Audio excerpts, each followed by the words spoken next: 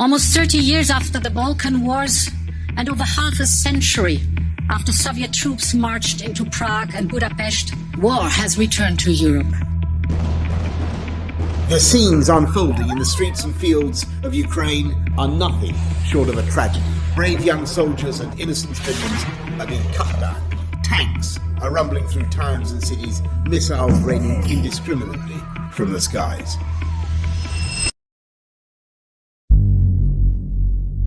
On August 20th, 1968, the Soviet Union, along with Poland, Bulgaria, and Hungary, invaded Czechoslovakia, with 500,000 soldiers, thousands of tanks, and hundreds of airplanes to violently crush an effort by the Czech government to enact new liberal reforms. To the revolutionary constituents that made up the Communist Chinese Party headed by Mao Zedong, this action was seen as a monstrous crime, validating a long-standing distrust of their communist Soviet counterparts. However, Mao did not sympathize with the Czech reformists. His resentments lied in the belief that the Soviet Union and United States were in collusion to divide the world between themselves, seeing the Soviet Union not as a communist ally, but as a fascist imperialist no better than the evil capitalists in charge of the West.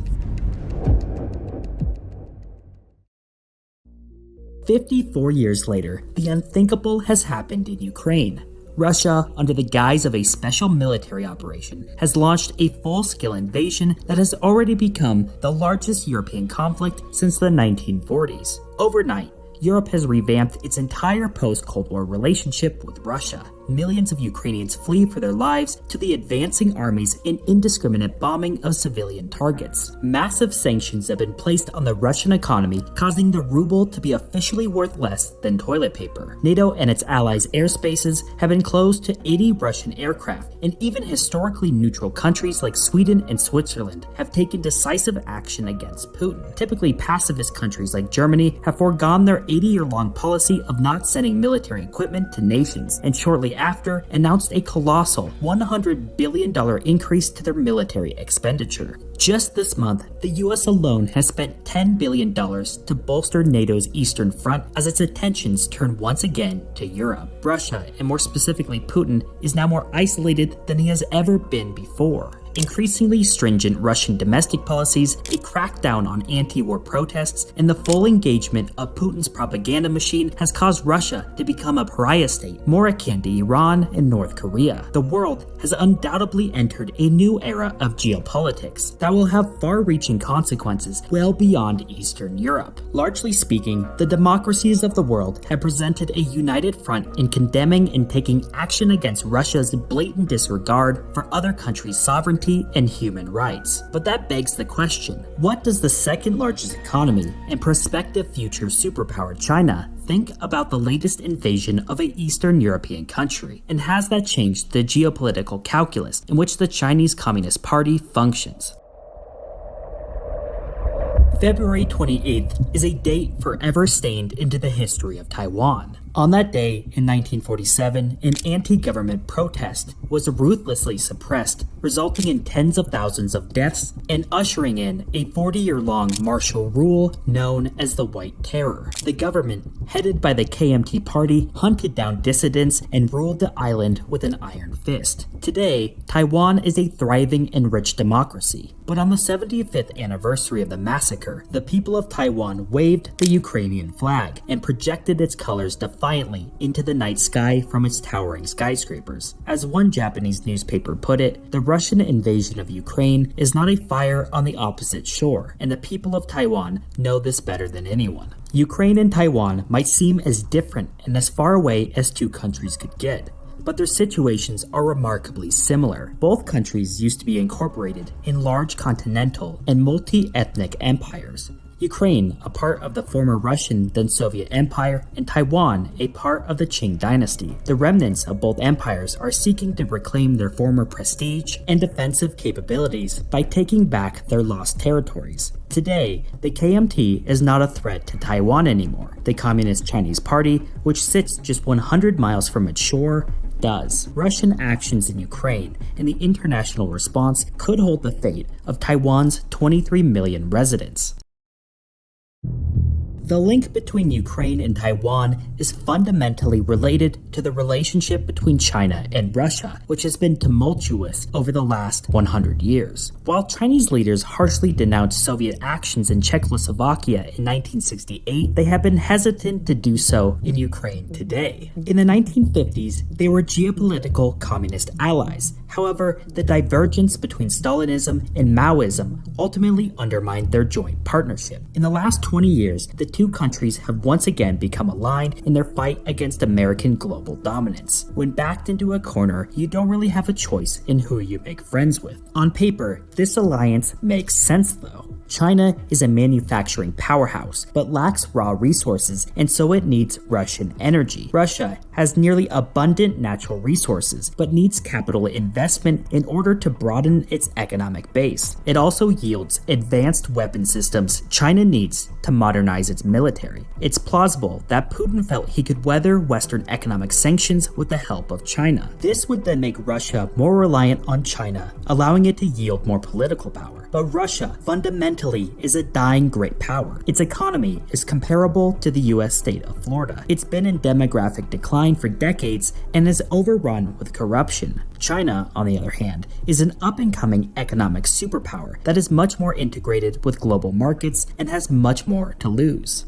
Aggressive Russian action, therefore, may prove to be a hindrance in how China wants the world to see itself. Nevertheless, Russian-Chinese relations are at their highest level since the 1950s. Just a month ago, as the 2022 Winter Olympics were kicking off in Beijing, Putin and Chinese President Xi Jinping met, signing 15 declarations of partnership and consolidating their solidarity against the West and NATO. Putin stated after the meeting that the Chinese-Russian relationship knows no bounds, but that is currently being put to the test. According to official reports, the United States actively shared information with the Chinese, pleading to help them stop a Russian invasion. Instead of helping, Chinese state media depicted Washington's claims as baseless propaganda, going as far as to share the intelligence with Russia, undermining the efforts. More recent intelligence released by the White House shows that President Xi might have even asked Putin to wait on his invasion until after the Olympics were over. This could explain why the day of the invasion, China opened up wheat imports from Russia, which would be crucial to bolster its allies' economy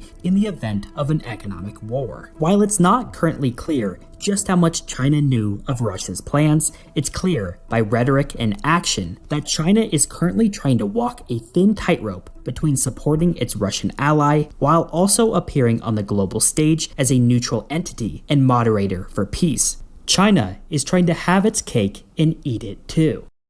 If you were to ask experts in the field of geopolitics just 2 months ago whether they thought a full-scale invasion of Ukraine or a Chinese invasion of Taiwan was more likely, most would have said Taiwan. Even as Russian troops started to mount on the Ukrainian border, the positioning, organization of battle regiments, and cost-benefit analysis suggested that Russia was putting on a show rather than actually getting ready for action. Nevertheless, Russia did invade, and for China, this is the mother of all scenarios in which it can study the response of the West and NATO. Possibly to Putin's surprise, NATO has largely remained united in its efforts to strangle the Russian economy and target the Russian oligarchs' financial assets abroad. The most dramatic of these actions are what China is paying attention to. Following the invasion, the West has waged a full-scale economic war against Russia. The freezing of assets of the Russian central bank will be, and already has been, catastrophic for the Russian domestic currency, the ruble. Russia, since 2014, has been attempting to build a fortress economy by dumping its reserves of US dollars and increasing its stockpiles of Chinese yuan and gold. Even after all these attempts, 65% of the stockpile of money is subject to Western freezing. In simple terms, the Russian government may have effectively lost 65% of all its money overnight. This severely weakens Russia's ability to fight inflation,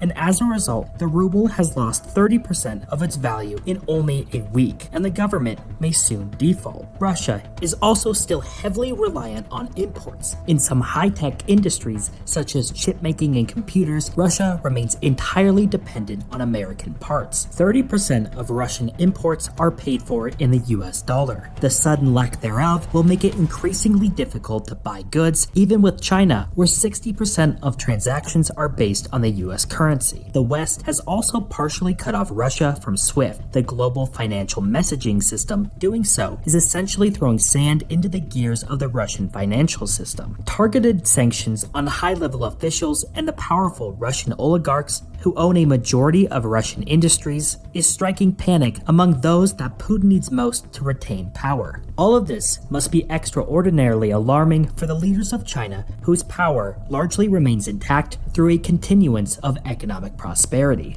But what we have just witnessed firsthand is that the threat of significant sanctions do not provide a formidable enough defense to deter a powerful country from invading another. In the month leading up to the conflict, the White House repeatedly stated that it would invoke these sanctions should an invasion occur, but that did not stop Putin. In fact, historically, sanctions have not worked at preventing war. Just look to Italy, Germany, and Japan in the Second World War. But China is also seeing how the West responds militarily to Russia. While titanic shipments of military equipment have been pouring into Ukraine, the United States and its European allies have stood firm in their decision to not intervene in the war themselves. While the war has so far gone horribly for Russia, there is still a general consensus that Russia will succeed in toppling the Ukrainian government due to its sheer military advantage. Does China then think that the West will not intervene in the annexation of Taiwan? To understand that question, we need to look at the fundamental differences between Ukraine and Taiwan. Unlike Ukraine, Taiwan is crucial to global trade, as 30% of all shipping passes through the Strait of Taiwan. It also is integral in worldwide supply lines, as the country is dominant in the production of semiconductors. Taiwan is America's 9th largest trading partner, in comparison to 67th for Ukraine. And while the world is focused on Russia, China remains Washington's enemy number one. Russia appears to be in the death throes of a post-empire decline, whereas China will continue to gain power and influence for the next century. While more interconnected to global markets, it also yields a much more productive industrial base than Russia that has been and will become more self-sufficient. In summary, the stakes in Taiwan are much greater than in Ukraine for the West. And China's relationship with Russia is already starting to show signs of straining. You can see this in the evolution in the words that officials are using to describe the situation. The day before the war, a Chinese spokeswoman stated, "When the US drove 5 waves of NATO expansionism eastward, all the way to the Russians' doorstep and deployed advanced offensive strategic weapons in breach of its assurances to Russia, did it ever think about the consequences of pushing a big country to the wall?" China has failed to label the conflict an invasion and has repeated that Russia's geopolitical defense interests should be taken into consideration. It has also blamed the US for, quote, starting the fire and fanning the flames. But China has not outwardly supported Russia and has continued to urge for peace. It has voted to abstain in a UN resolution condemning Russia's actions and reiterated that the sovereignty of nations is critical, and that includes Ukraine. As the war has evolved and Russia's military actions have been largely failing, and as the world has seemed to unite against Russia, China's rhetoric has shifted. Just a few days ago, China has signaled that it's ready to play a role in finding a ceasefire, stating that it deplored the outbreak of conflict in its strongest comment on the invasion so far. And this makes sense. China's global ambitions could start to come under fire if it's seen as being complicit in Russia's actions. Its Belt and Road Initiative, a gargantuan infrastructure undertaking to make it the new epicenter for global trade, has already been battered by bad press, the pandemic, and the fears of an impending domestic financial collapse. One of the main arteries for trade involves crisscrossing the Eurasian continent, with new railways known as the Iron Silk Road. Half of these pass through Russia, which now look likely to be compromised for the foreseeable future. And this fundamentally strikes at the core of the Chinese leadership, who have become heavily reliant on economic prosperity to secure their claim to power. The future is impossible to predict, and the events currently happening are constantly changing the probabilities for what might lie ahead. The following will rely on speculation. What we do know is that the Chinese, like the Russians, have been boxed in and put into a corner by the democracies of the world. They both have aspirations of gaining power and putting an end to American dominance. Along with their economies and resources which complement each other, they have been drawn closer together. Russia's actions have triggered an unprecedented united resistance to it. Crippling sanctions aimed at the average Russian as well as the elites have put Putin's hold on power in jeopardy. While sanctions have not historically or even currently been able to avoid war, in China it could be different, as they are currently benefiting from the status quo as they implement their global economic ambitions. The situation has already complicated this, and China appears to be pivoting to distance themselves from Moscow a little. China still wants Taiwan, and it's integral to its own aspirations, but it and the West have more to lose from that conflict. In my opinion, this has largely not changed China's geopolitical calculus. It may seek to shore up its economy further before starting any wars, but the targeted approach the West has enacted must be alarming to the Communist Party, which relies on the economy and elites to stay in power. For now, we should however keep our focus on those that are suffering and will in the future. As the Kikyu people in Kenya say, when the elephants fight, it's the grass that suffers. Long live democracy in Taiwan, and Slava Ukraini.